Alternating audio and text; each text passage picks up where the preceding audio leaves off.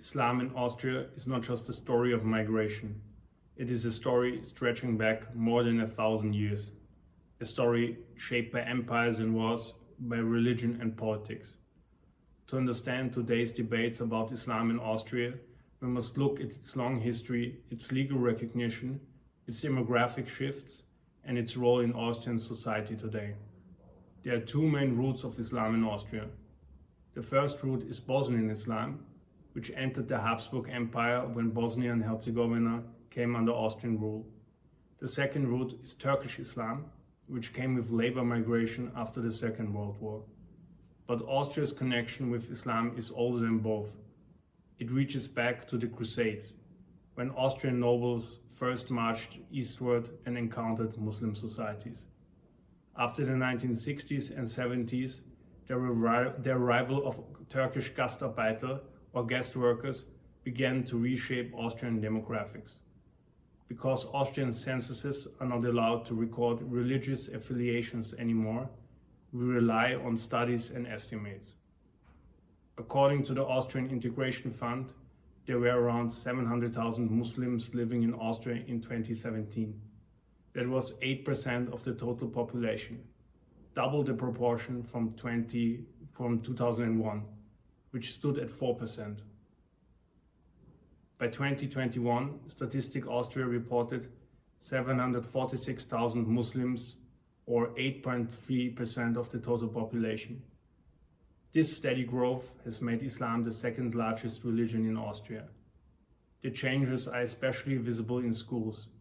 In Vienna, a survey of primary schools during 2024 showed that Muslims now make up 35% of pupils. Catholics, once the largest group, now account for 21%. In just a few decades, the religious balance in schools has shifted completely. This change is also one of the main reasons why Islam has become such a central issue in Austrian politics and public debate.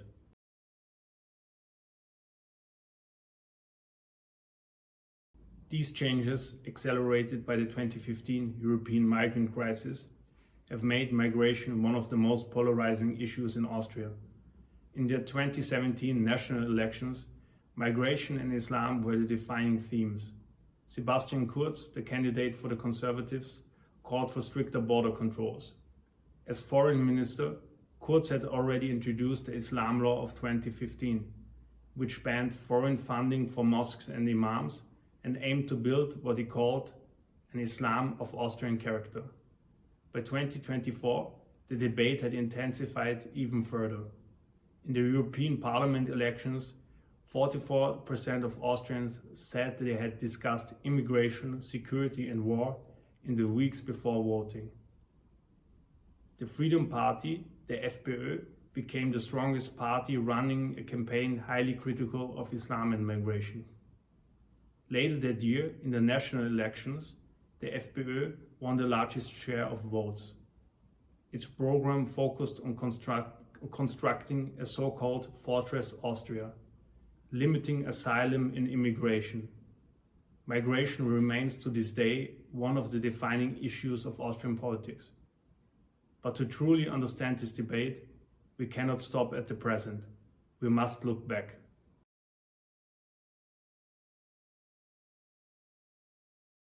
When Islam's Prophet Muhammad died in 632, the Islamic Caliphate began to expand rapidly. Arab armies swept through Christian Levant, conquering Jerusalem, Antioch, and Alexandria. For Christendom, this was more than the loss of territory. It was the destruction of the ancient Christian world. By 711, Muslim forces had entered the Iberian Peninsula. By 732, they pushed into Frankish lands, only to be stopped by Charles Martel at the Battle of Tours. For Europeans, this battle became a symbol of resistance, a moment when Christendom had been preserved against expansion from the south. From this early conquest, through the decline of the Ottoman Empire, Islam was often seen as Europe's greatest external adversary. For Europeans, it was not just a rival empire, it was a rival faith and civilization. This perception was reinforced by centuries of conflict. from the Arab conquest of Spain to the Crusades, to the Ottoman Wars in Europe.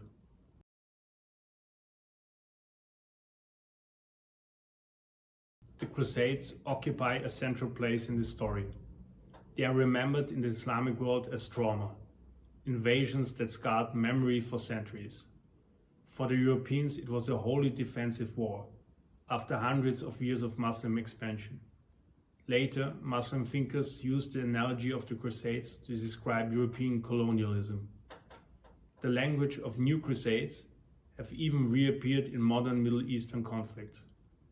For contemporaries, the Crusades were primarily religious wars. Historians today identify political and economic motives as well, but in the Middle Ages, the struggle was framed as holy war. For Austria, the Crusades were the first real encounter with Islam. Duke Henry II of Babenberg borrowed heavily from monasteries to finance his participation in the Second Crusade. In 1147, he nearly died alongside Frederick of Swabia, who later became Emperor Barbarossa. His son, Duke Leopold, became legendary during the Third Crusade. According to the legend, at the siege of Acre in 1191, Leopold's tunic was soaked in blood, leaving a white stripe across his chest. When he removed his belt, Emperor Heinrich later granted him the right to use red, white, and red as his banner. These colors would one day become the flag of Austria.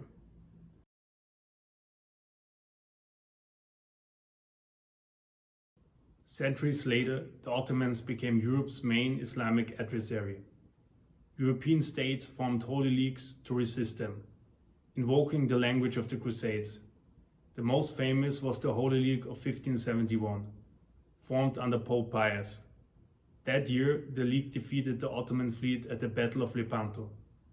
The victory was celebrated across Europe as a major turning point. In 1529, Sultan Suleiman marched with 150,000 men to Vienna, but the campaign was plagued by bad weather, supply shortages, and illness. The Ottomans failed to breach the walls of Vienna and withdrew after 3 weeks. A far greater threat came in 1683. Kara Mustafa led 200,000 men against Vienna. By July, the city was encircled. Emperor Leopold fled. For 2 months, Vienna's defenses diminished. The city was on the verge of falling.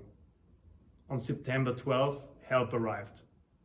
King John Sobieski of Poland led a relief force. At Kahlenberg Mountain, Sobieski and Prince Eugen defeated the Ottomans. The battle marked the turning point.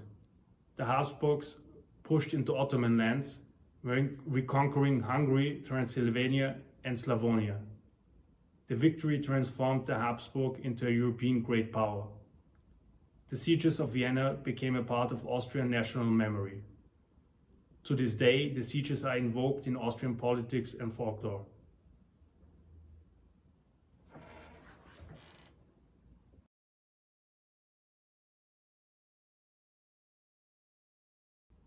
In 1878, the Congress of Berlin enabled Austria-Hungary to occupy Bosnia and Herzegovina.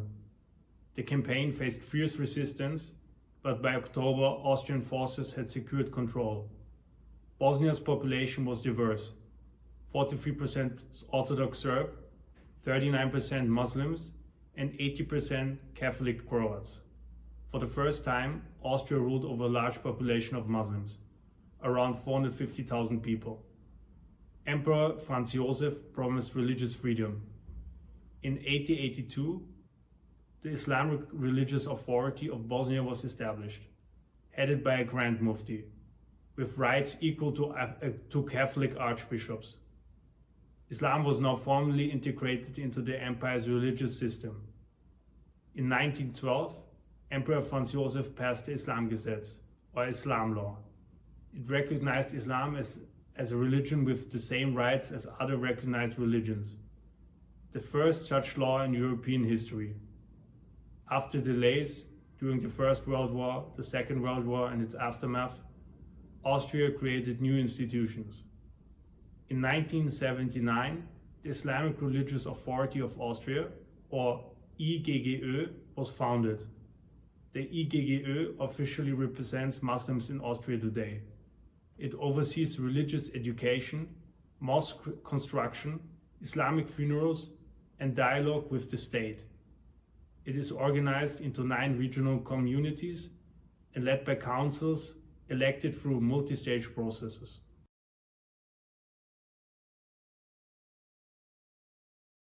In 2015, Austria updated the Islam law. It reaffirmed Islam's official recognition, but imposed new rules. Austrian law was declared supreme over religious law. Foreign funding of imams and mosques was banned.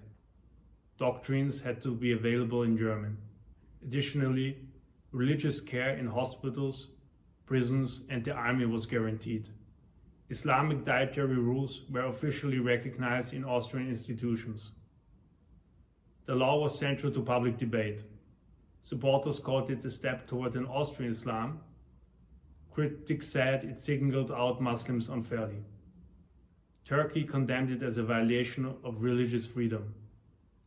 But the government defended it and declared it essential to protect its independence from foreign influence. Since the 1990s, immigration has been one of Austria's most divisive issues. In recent decades, the debate has centered on Muslim immigration and demographic shifts.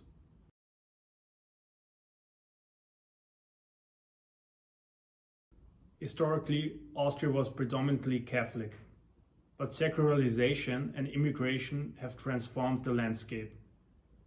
In 1981, the census recorded 76,939 Muslims, just 1% of the population. By 1991, it doubled to 2%. By 2001, it had more than doubled again to 4.2%. By 2017, estimates put the Muslim population at 700,000 or 8%. In Vienna, the share rose from 8% in 2001 to 14% in 2016. Studies by the Austrian Integration Fund indicate that Islam will continue to expand in Austria. For some, this is a threat to cultural identity. For others, it is the evolution of society. These opposing views remain at the heart of the Austrian national debate. After the rise of the Islamic State and the emergence of Austrian jihadists, the public debate gained a new dimension.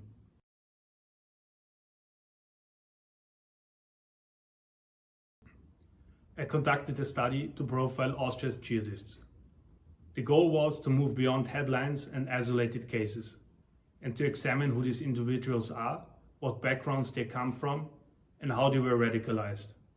For this study, I identified 38 individuals who had been legally classified as members of a terrorist organization under Section 278b, paragraph 2 of the Austrian Criminal Code. To identify profiles, I used only open source material.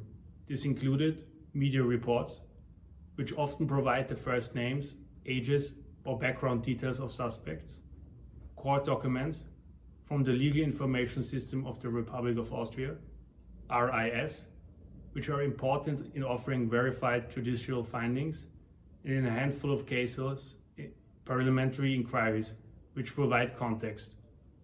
It is important to note the limits of this method. Media reporting tends to focus on sensational cases, often leaving out crucial biographical detail. Court documents in RIS are selective, published only for certain proceedings, and usually stripped of identifying personal information. And Austrian law itself imposes restrictions.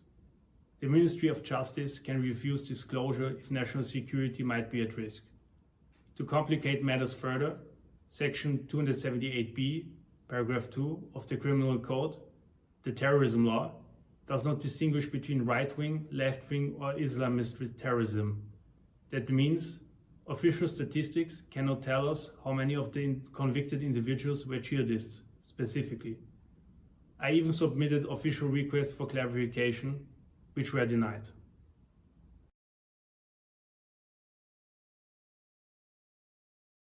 So what we are left with is a fragmented picture. But despite the gaps, This collection still allows us to identify patterns and tendencies. This is why I consider the study a first step in creating a systematic profile of Austria's jihadists. Gender. The first clear marker is gender. Out of the 38 cases, 70% were male, 21% were female. This is a significant female proportion. It highlights that women can be active participants in jihadist organizations, in support roles and as recruiters. This reflects global research which shows that women's involvement in jihadist movements has steadily increased, especially in recruitment and propaganda roles. Age. The second marker is age.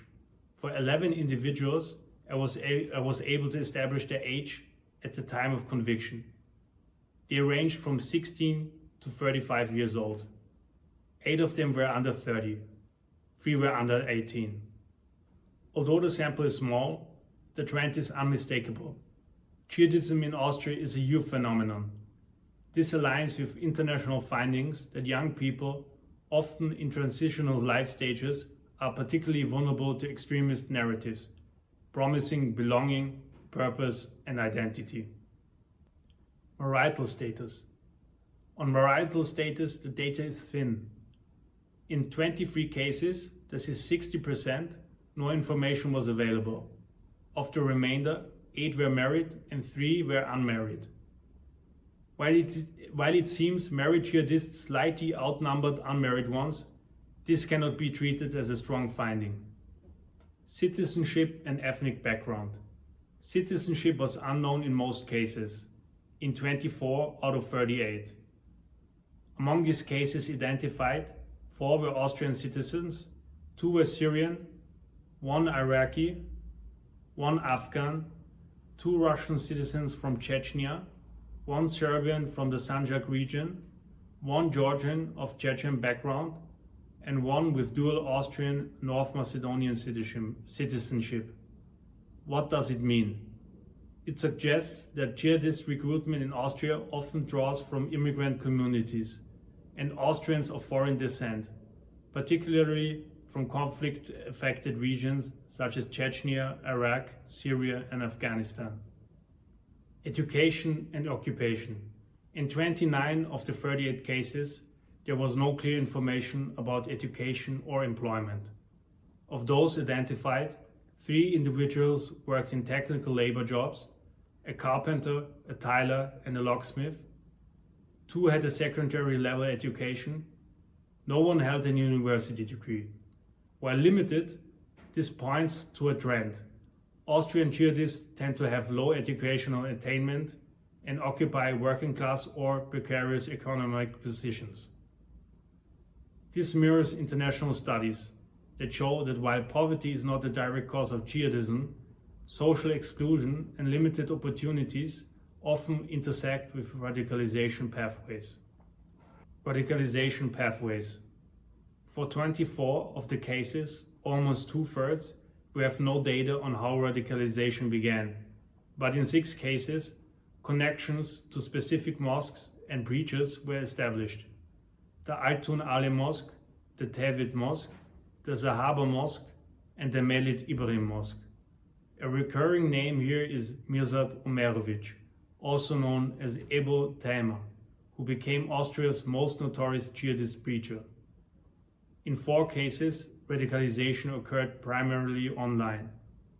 This is consistent with the international trend that the internet plays a growing role, but usually not as a standalone factor.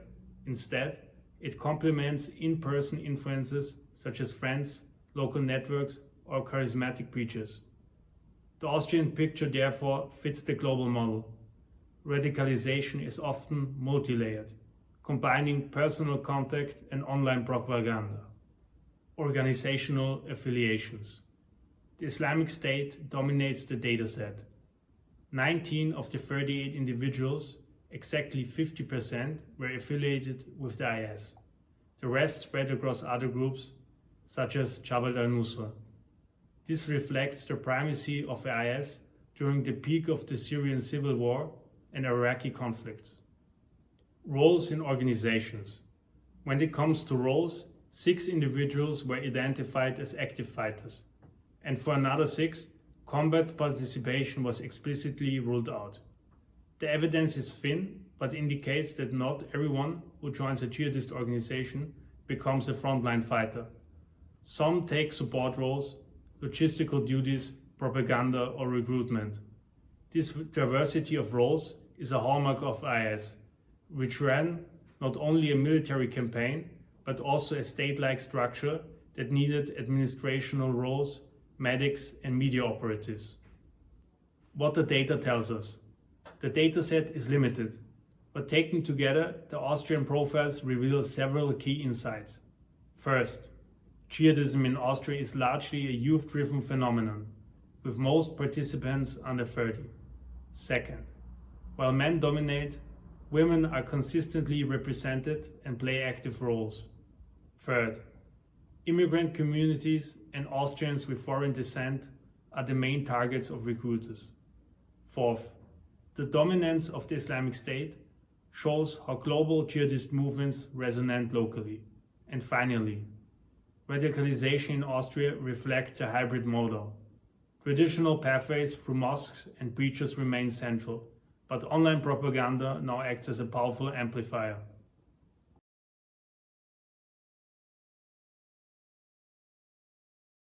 Mirsad Omerovic, better known as Abu Taima, shows the power of charismatic leaders. Born in 1982 in Tutin in the Serbian region of Sanjak, he fled to Austria as a child during the Bosnian War. He grew up in Vienna's Favoriten district. Trained as a metal worker, he later studied in Jordan and in Saudi Arabia. There, under Salafi preachers, he absorbed radical ideology. When he returned to Austria, he became a religious teacher and a preacher. He gave sermons at the Altun Alim Mosque, where he openly praised Osama bin Laden and described jihad as a personal duty.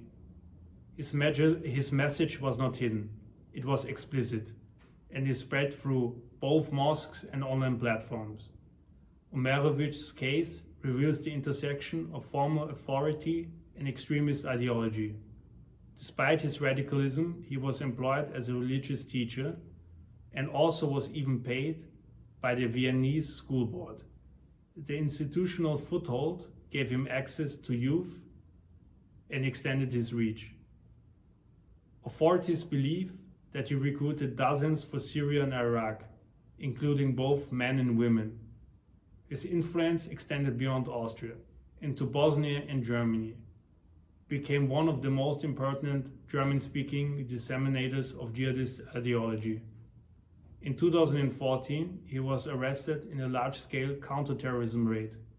At trial, prosecutors described him as Austria's leading jihadist Salafist preacher. He was sentenced to 20 years in prison. Omerovic's story highlights the role of local authority figures in radicalization.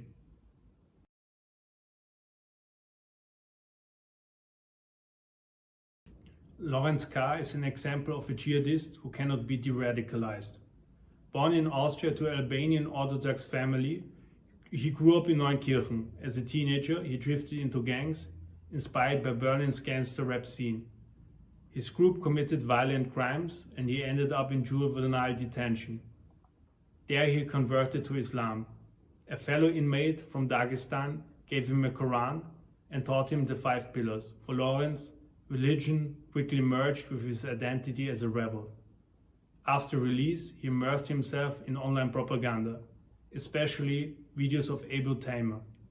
He became convinced that the Islamic State was the only legitimate group. By 2016, he was planning terrorist attacks. He persuaded a 12-year-old Iraqi boy to build a nail gun to attack a Christmas market in Germany. The bomb failed, but the boy was arrested. He also tried to manipulate a 15-year-old girl into carrying out a suicide attack. Lorenz himself built a test bomb with an associate and considered attacking the Ramstein air base of the US military in Germany. In 2017, he was arrested and sentenced to 9 years in prison. But prison did not change him. Instead, he networked with other inmates, smuggled phones, and continued spreading IS propaganda. He even tried to teach fellow inmates how to build bombs. In 2024, a second trial convicted him for renewed incitement to suicidal attacks. He was sentenced to additional 16 years in prison.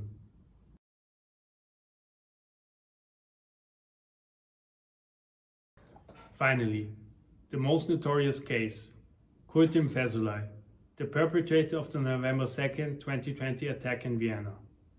Born in Austria in 2000 to parents from North Macedonia, he grew up in Mödling. According to his friends and neighbors, he was a nice child, talented at football. Due to conflicts at home, he withdrew from school.